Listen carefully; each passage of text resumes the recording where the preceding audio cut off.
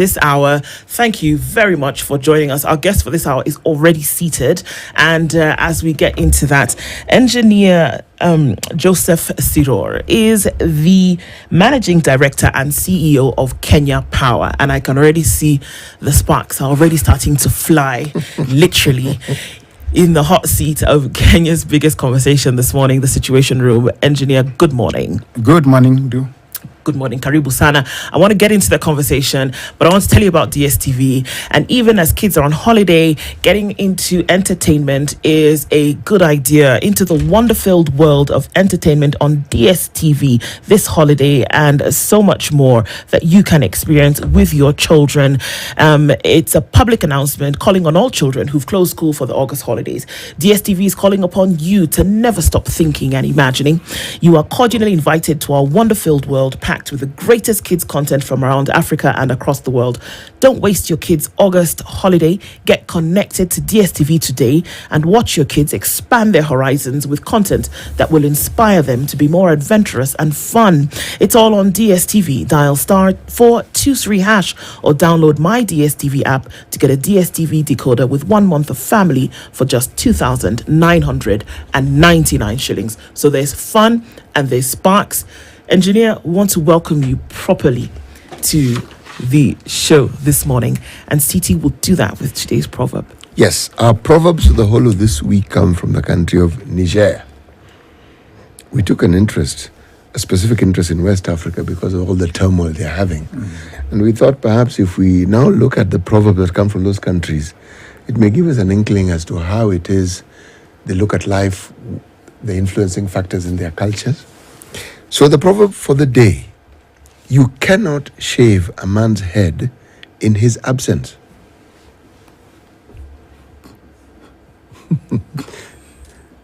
You cannot shave a man's head in his absence, No. Engineer. What do you make of that? What do you think of that? Of course, for one to shave someone, the hair is on his head.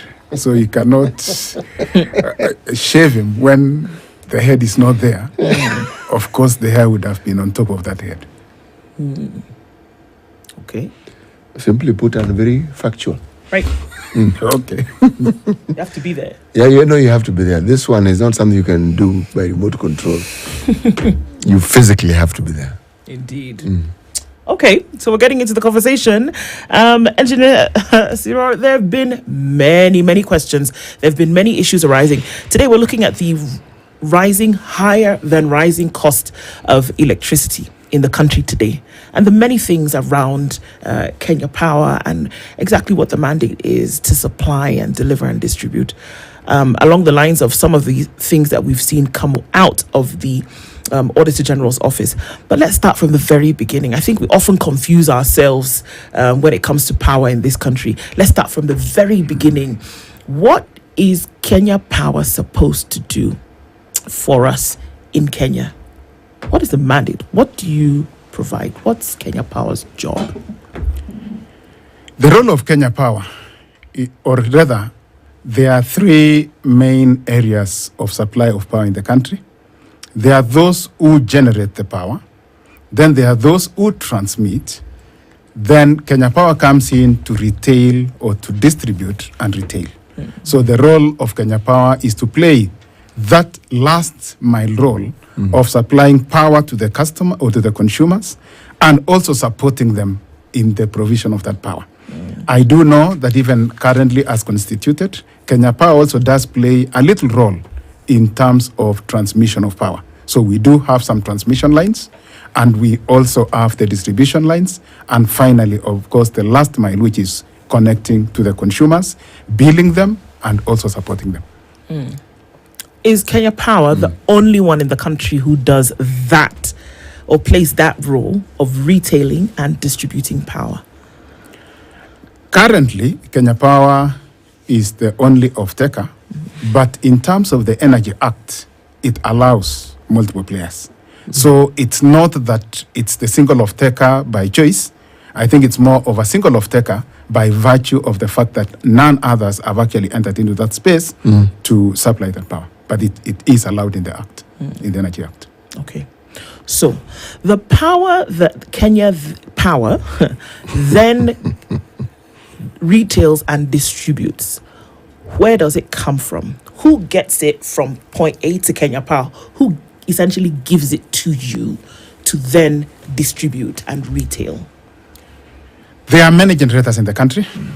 The largest, of course, is the public utility, KenGen, where they have a number of hydros. They were the front runners, really. You wouldn't really call them front runners. Initially, it was all under one company, that is Kenya Power. And then, of course, it unbundled and KenGen started dealing with all the generations. There is also others like REREC. They are then independent power producers. So there are quite a number of players in that space.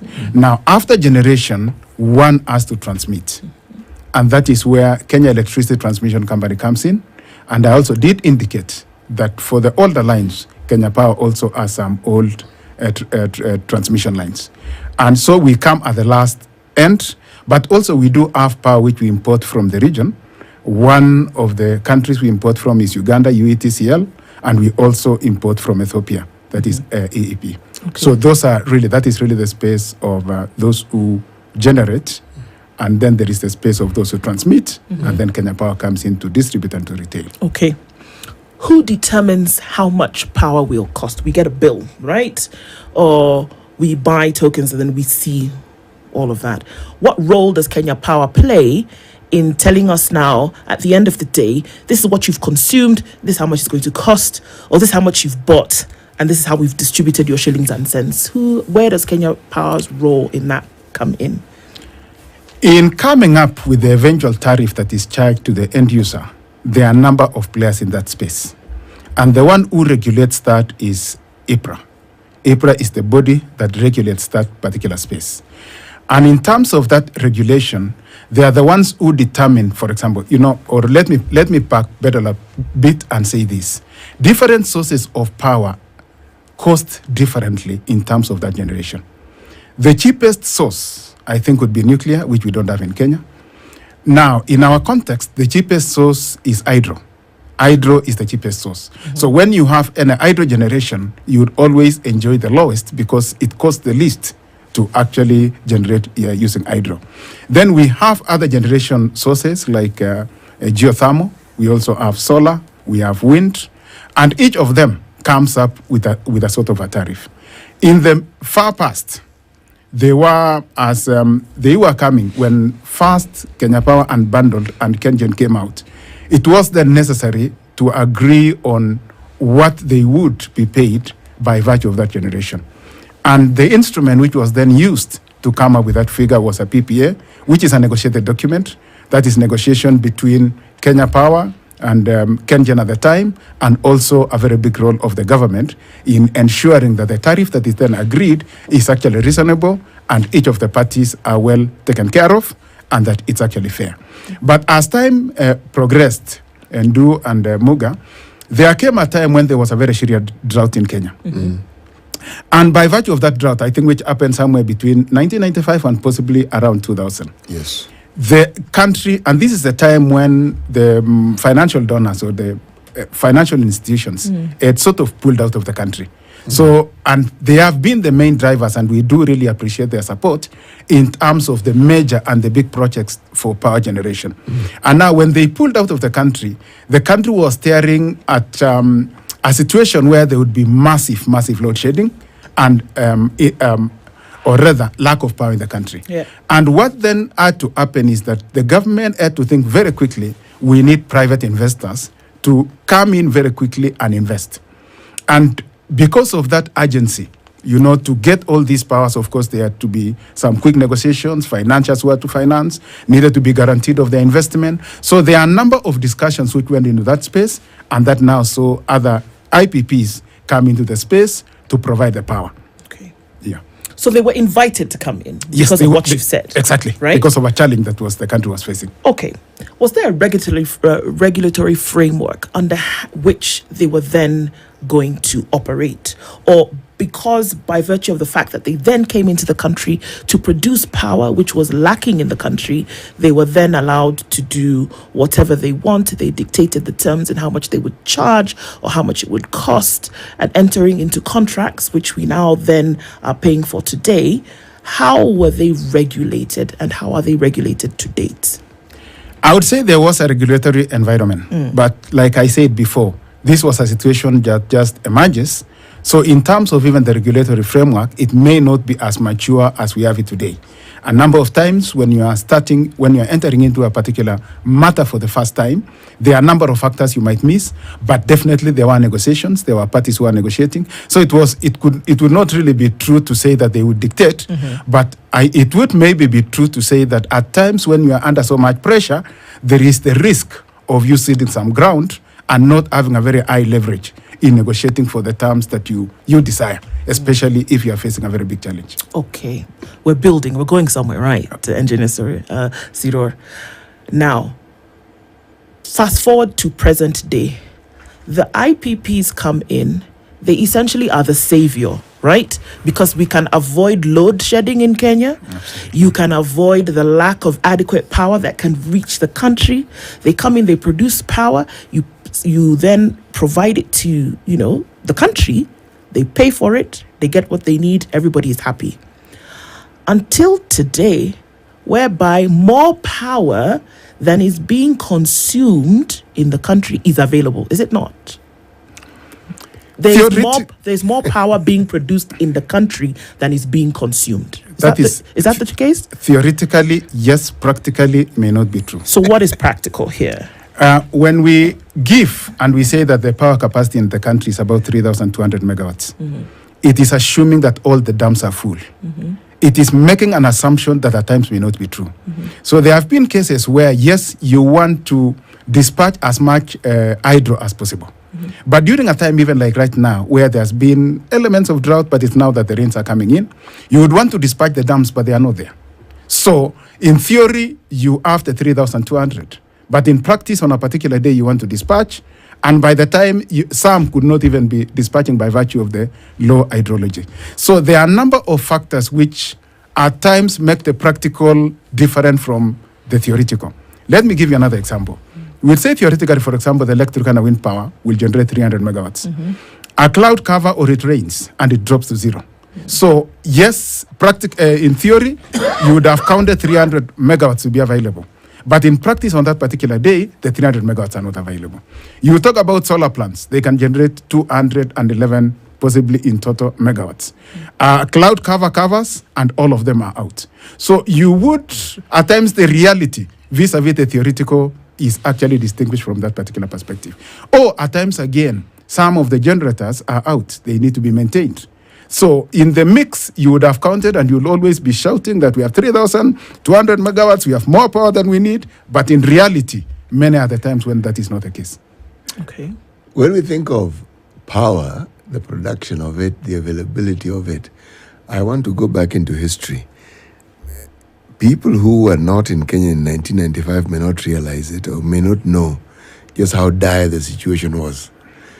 We had power outages like a nonsense. Absolutely. It was disconcerting. In fact, you even when the government, Kenya Power, announced there would be power outages, there were others that they hadn't announced. So it was a fairly chaotic situation. But also, it is a time when everything that had to do with power, and I mean everything, was under Kenya Power.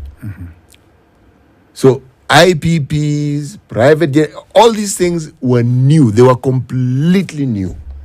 We had never had an experience of these things before. So do the situation that you describe, yes, people who understood this probably better than we do may have understood the benefits of it. But the truth is this. Every time you look at a situation in hindsight, there are things one is not likely to see. Or one forgets the circumstances that we were in and what brought us to the position that we are actually in. But with the initial IPPs, other IPPs came into being. Now, when these other IPPs came in, what gap were they filling? Because the drought of 1995 was not a never-ending drought. It came to an end.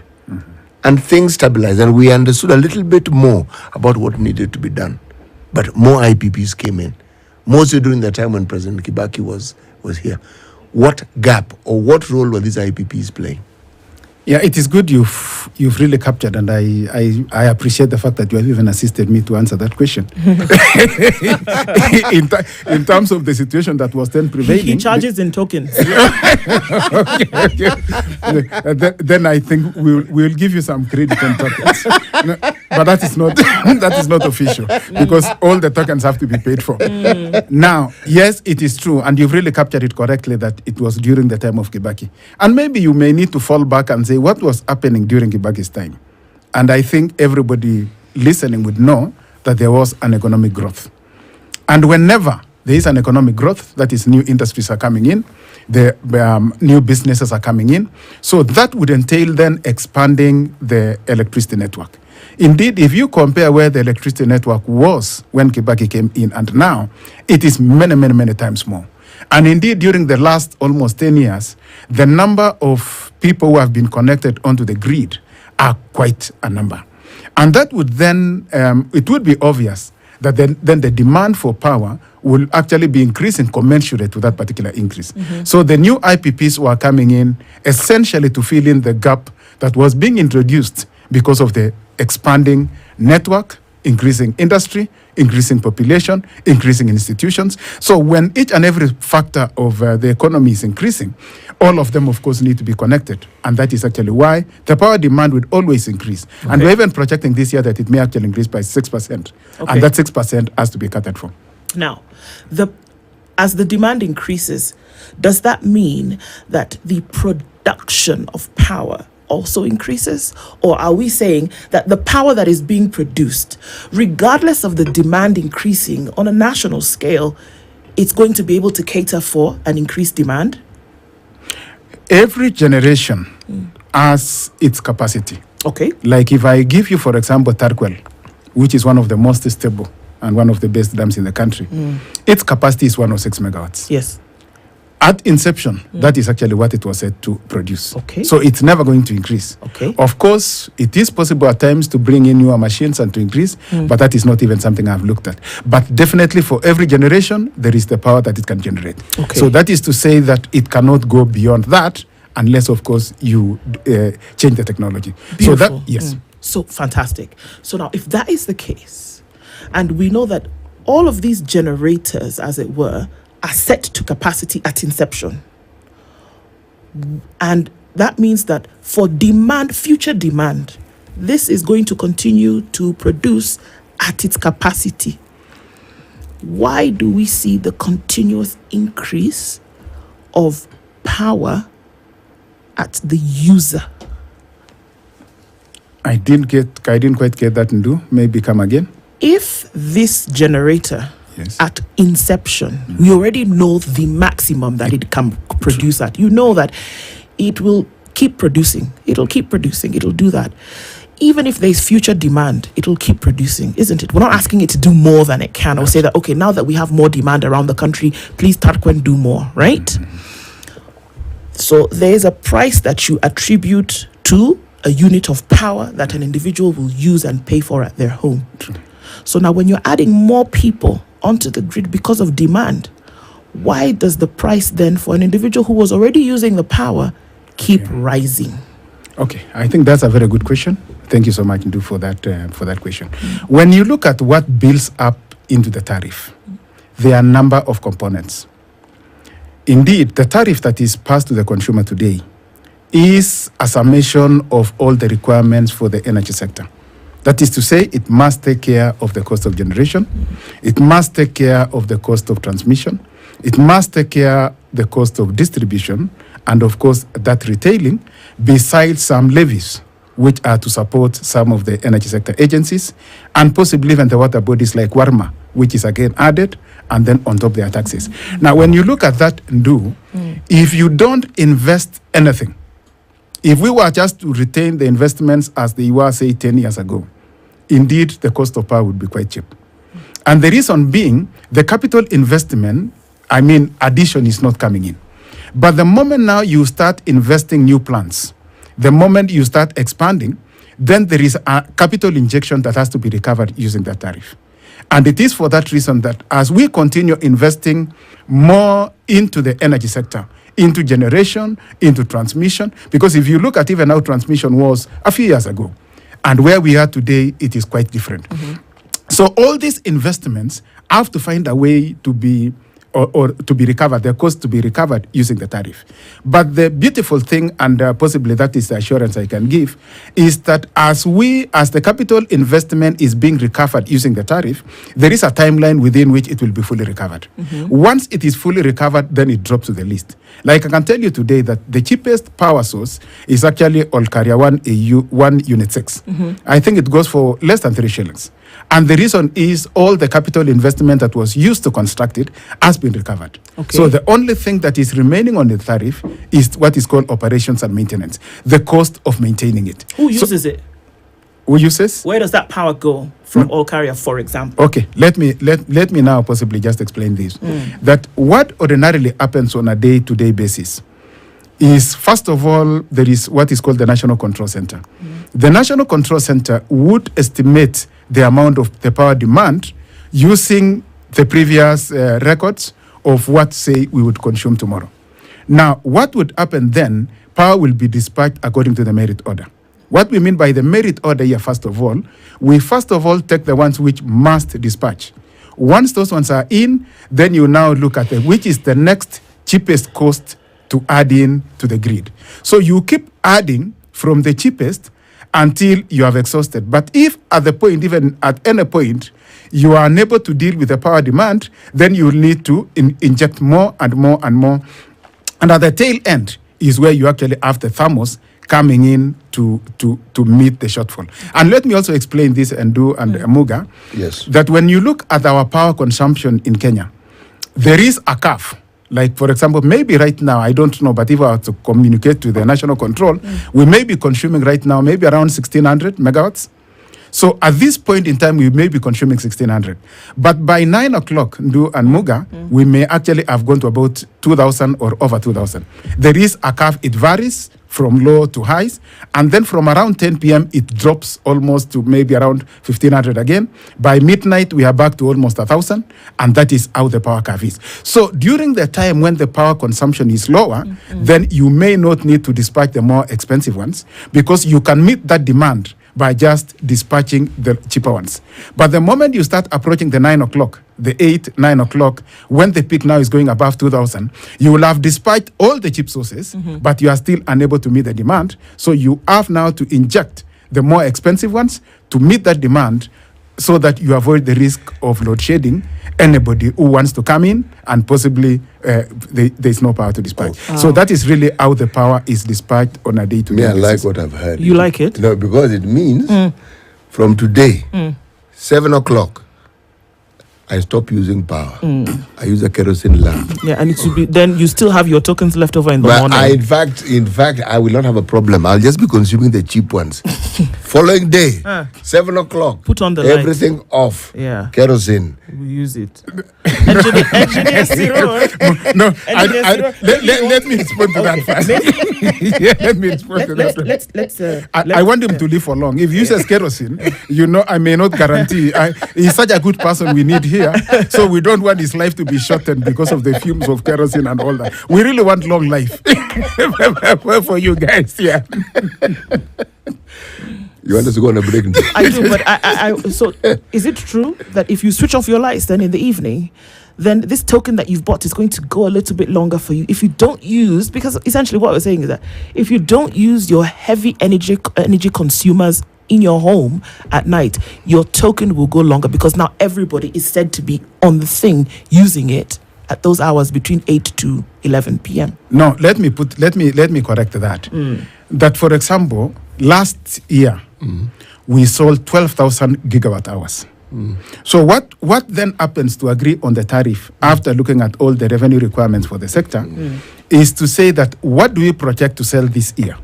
If it is such that now it is 12,000 or 12,000 plus another 6%, of course there are the issue of losses, which I know is quite emotive, and I feel that we may have to go into that area in the course of this discussion. Now, if you add the 6% to that, we'll then assume that possibly we may sell about 13,000, and now we pick that 13,000 gigawatt hours and divide by all the revenue requirements to arrive at the tariff. That is to say this, and this is really the message I want to get out there, that if there was a way we can encourage more usage, and especially during off-peak, because right now you have a situation where there is generation. Now, if you talk about we have excess generation at midnight, I would actually agree with you. Because when you look at what is being consumed vis-a-vis the capacity for generation, there is a lot of spare generation which we are not using. Now, if we could encourage each and every person and even the industry to make and even take advantage, because we even introduced a tariff called the time of use tariff.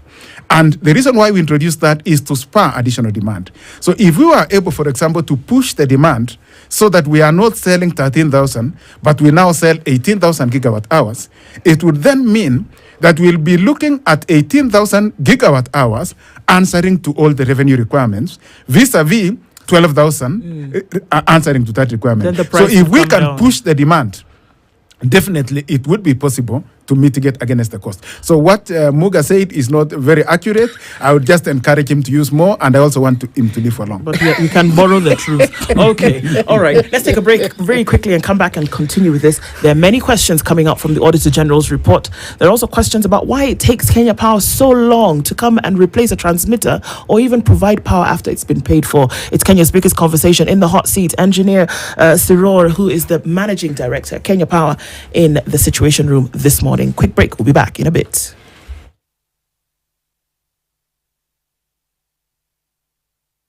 It's tough to keep young go-getters entertained, but GoTV's got entertainment for little ones of all ages.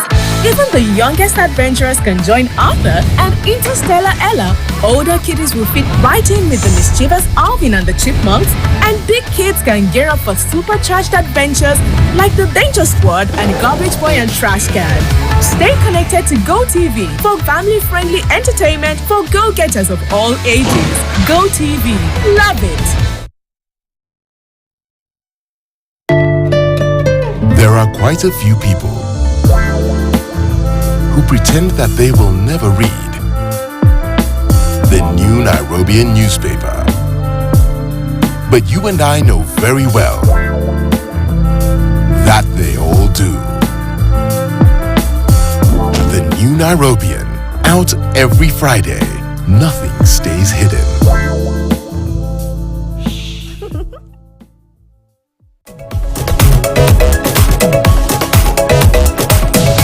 You are watching KTN. Welcome home.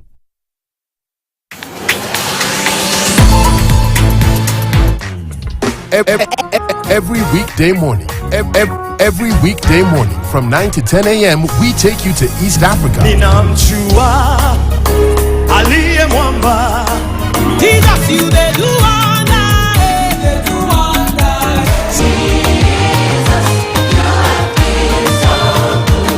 Across the globe and get you all praised up. We bring you the biggest choirs from the 254 and across the borders. Tendereza, only on KTN. Welcome home.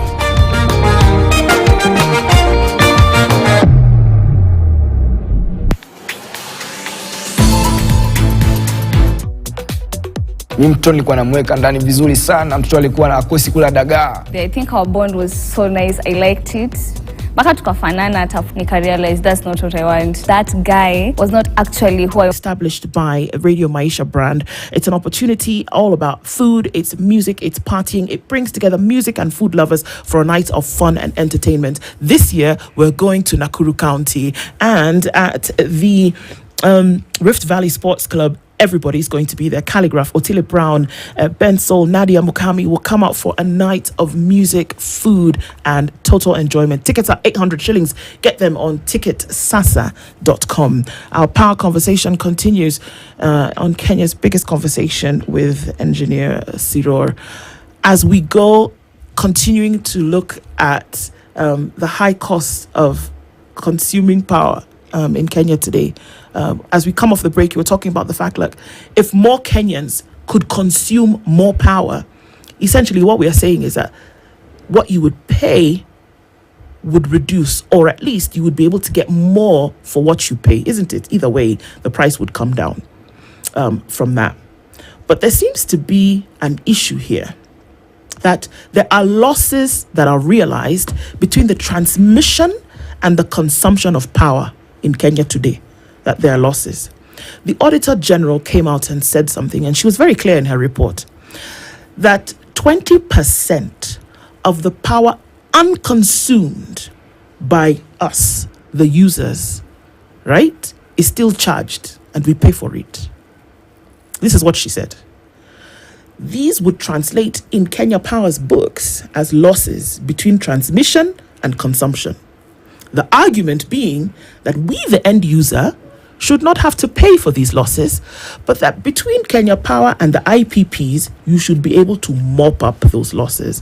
Why does that cost then come to us? Now, it seems like a bit of a mess for people to understand. Could you explain how that happens? Why is there a 20% loss, and why are we having to pay for it? Thank you so much, and really thank you so much for the opportunity to be able to shed light on that. Any conductor, any electric conductor has resistance. I want to make it as simple as possible. And the best conductor, for example, is silver. It's followed by copper. And aluminium comes in 61% of what aluminium or what copper is able to. The moment you have any resistance in any cable, the longer it is, whatever conductor you use, the length of that conductor is going to determine the losses. So it is, if there was a conductor which is lossless, that means perfect conductivity, zero losses, you would actually, whatever you transmit is what you are going to receive at the very end. Okay. But the fact that we are using conductors that have a resistance, and maybe this is also something that I may need to clarify to the customers out there. Right now, Kenya Power, we have 345 substations. We have 82,000 kilometers of medium and high tension lines. We have 156,000 of low voltage lines. The longer the lines, the higher the losses. And so it is not, when somebody talks about the losses at 20%, it would appear to somebody that it can be zero. I would tell you it's impossible. Technically, electrically, it is impossible. Whenever you have conductors, there are losses. And you'll even notice this, that when you have a jumper cable for your vehicle, just extend it by double the length, and you'll notice it cannot jumpstart the vehicle. You would not supply power to the end. Yes, you will have losses. Okay. What would actually happen is, and the situation in the country, and maybe what I would possibly just assure the public is what we are really doing in that particular space. Let me give you an example. That there are a number of projects which currently the whole sector is doing to shorten the lines. Because the longer the lines, the higher the losses. You can't make them zero. But in the space for losses, there are two types of losses. There is what is called technical losses, which is by virtue of the conductors you're using, by virtue of the transformers, any equipment you use, any electrical equipment has losses. Even transformers themselves, they have losses. And now this is maybe something I may not want to give so much detail, but let me put it this way and do. That one always has to strike a balance between the cost and the losses you can allow. Yes. Like, for example, the best conductor, like I told you, is copper. But the moment you start using copper, it's very expensive. So most of our conductors are not copper. So the fact that we've already gone to aluminium is an indication that we are allowing certain amount of losses. Now, another factor that affects the losses is the thickness of the conductor. The thicker it is, the lower the losses. So again, because you want to make your infrastructure not very expensive, you have to strike a balance between how thick can I make my conductors to be without, again, making the cost too expensive. When you come to the space of transformers, they are very low losses transformers, but they're extremely expensive. Again, one has to strike a balance between what costs am I willing to forego in terms of the losses without making the project too expensive. Okay. But now, as an answer to that, because I would leave people hanging if I stopped at that point. One, and you notice there have been a number of investments in the energy sector. Let me give you an example. Right now, one of the most recent, maybe that was completed last year, is a transmission line we call Olkaria Lesos Kisumu. The purpose of that line was to shorten the distance of power from Olkaria reaching Kisumu.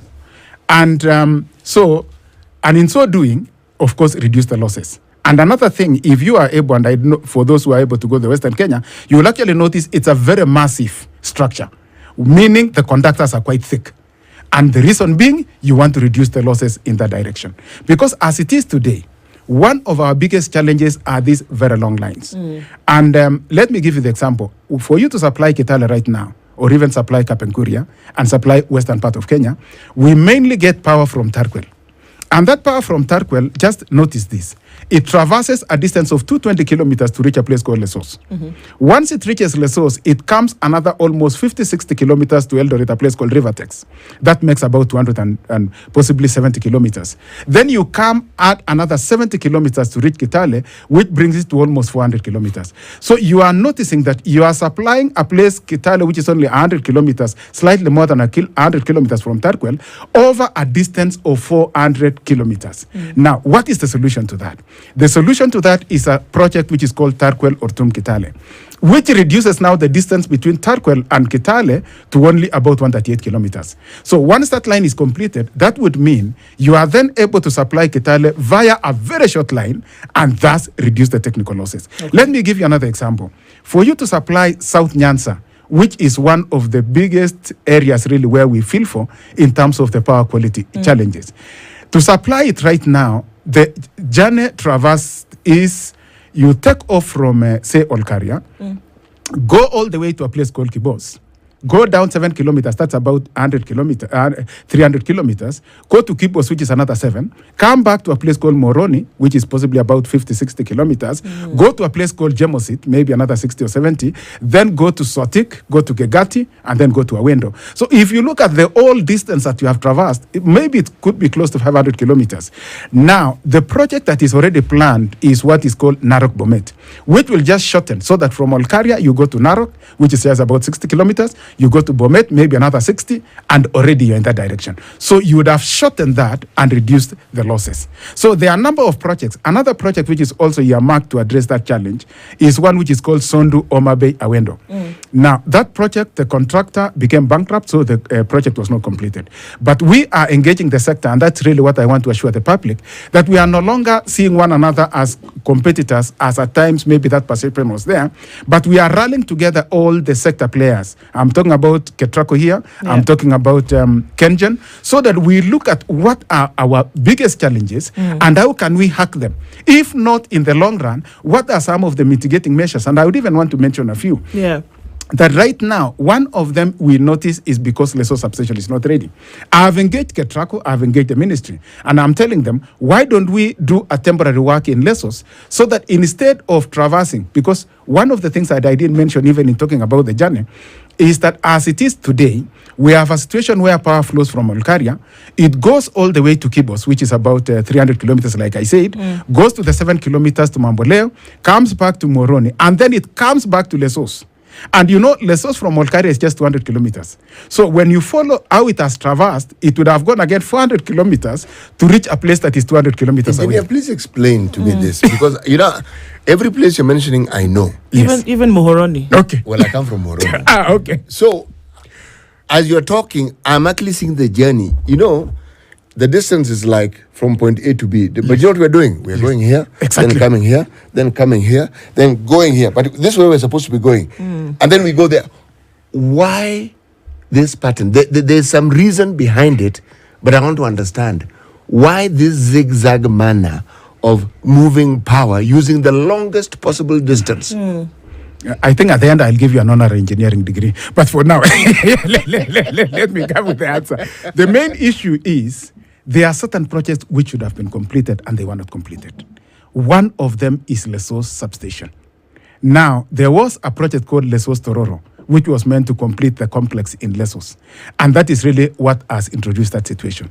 But I was just explaining now why we are sorting. The reason why we are moving that very long path is because Lesos substation is not ready. Okay. But now, this is what we are doing as a temporary measure.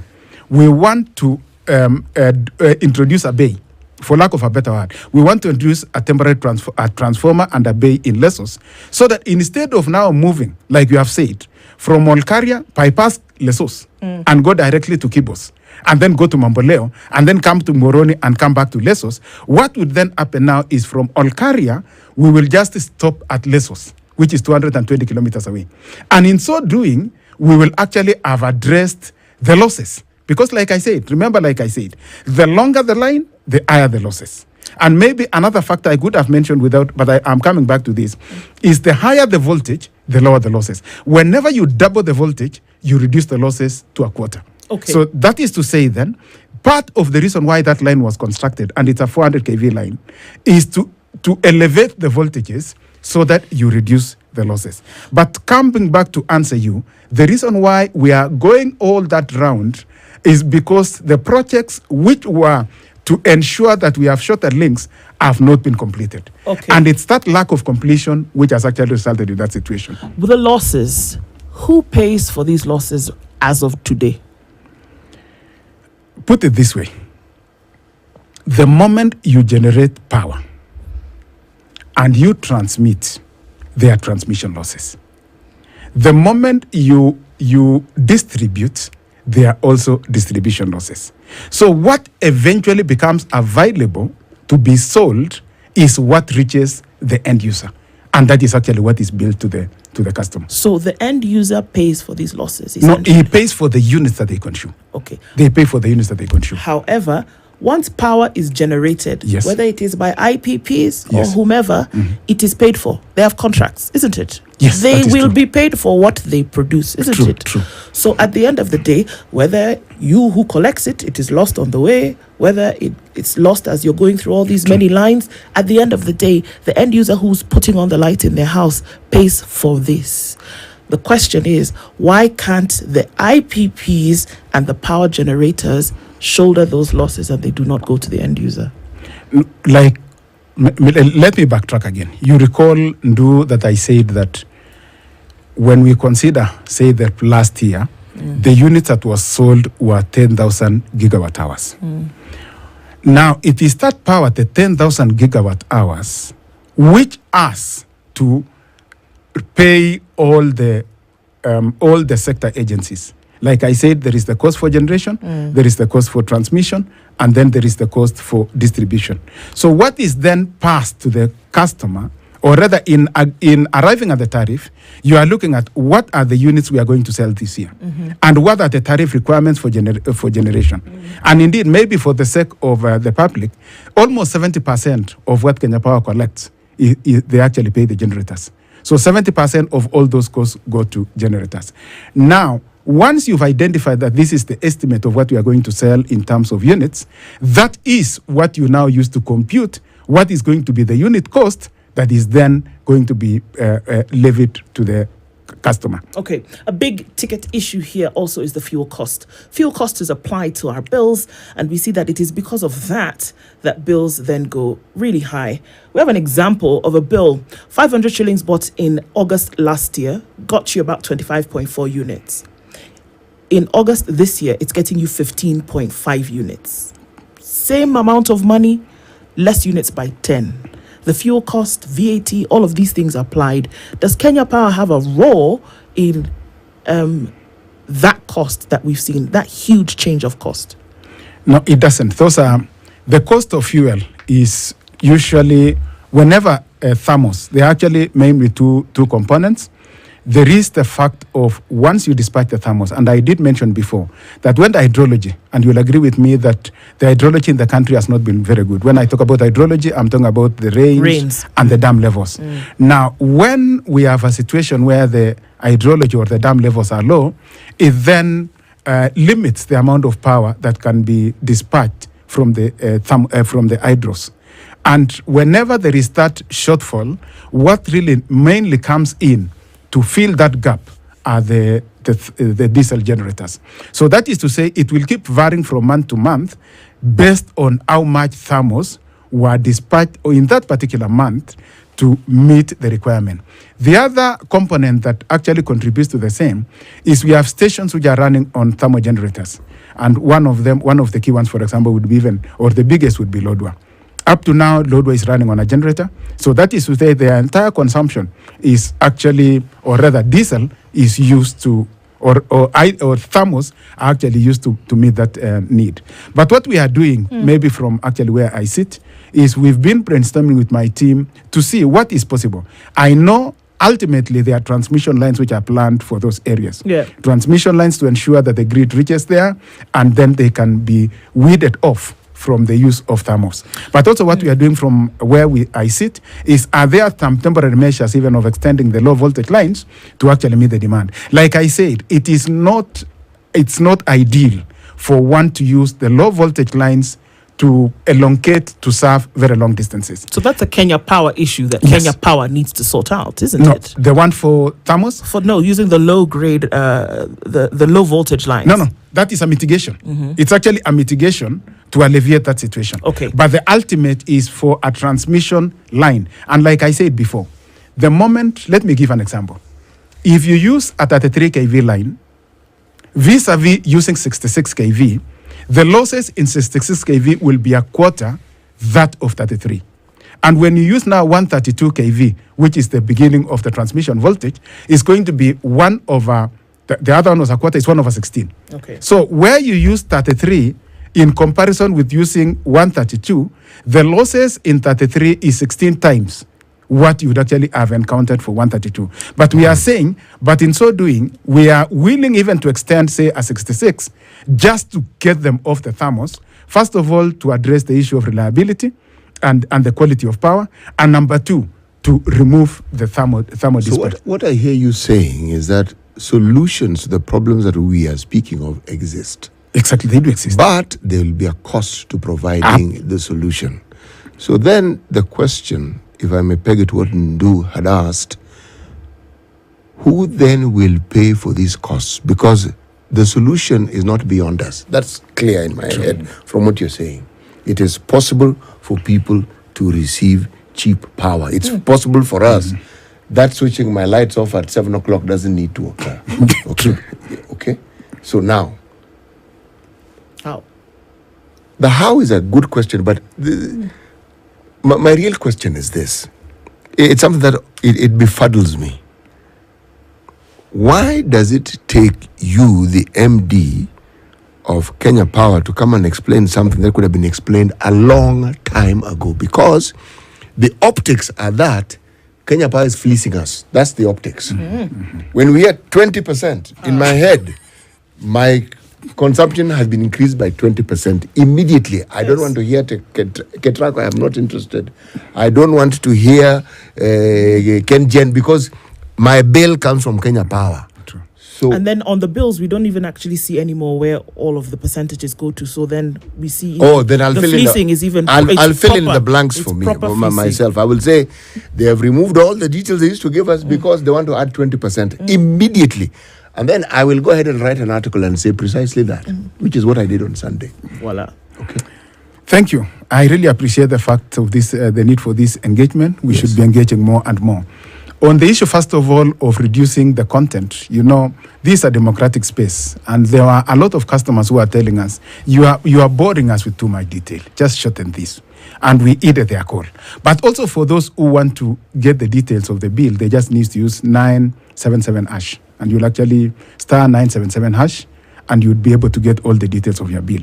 Yes, I think in terms of the conversation, the issue is that there are a number of things that need to be done. And maybe let me also appreciate what the government is doing. We are actually encouraging even PPPs to do some of the transmission lines. So we are encouraging, or rather the government has been encouraging private sector participation in terms of putting some of the critical lines that need to be done. There is a document in the government which is called Least Cost Development Power Plan. The Least Cost Development Power Plan gives a detail of all that need to be done to address all the challenges in the energy sector, going all the way to 2040. The lines that need to come, the reinforcements that need to be put in place, and all that detail is available. And what the government has been doing through the Ministry of Energy is really to encourage even the private sector to come into that space. And maybe just to assure also the consumers that going forward, one of the ideas that is really being sold, and maybe it is also very useful to understand even the dynamics of the region. There is what is called the East African Power Pool. And in the East African Power Pool, this is a concept where you want to link the power pools from, there is one which is for South Africa, there is another one for Western Africa, and there is also now what is called the East African Power Pool. Ultimately,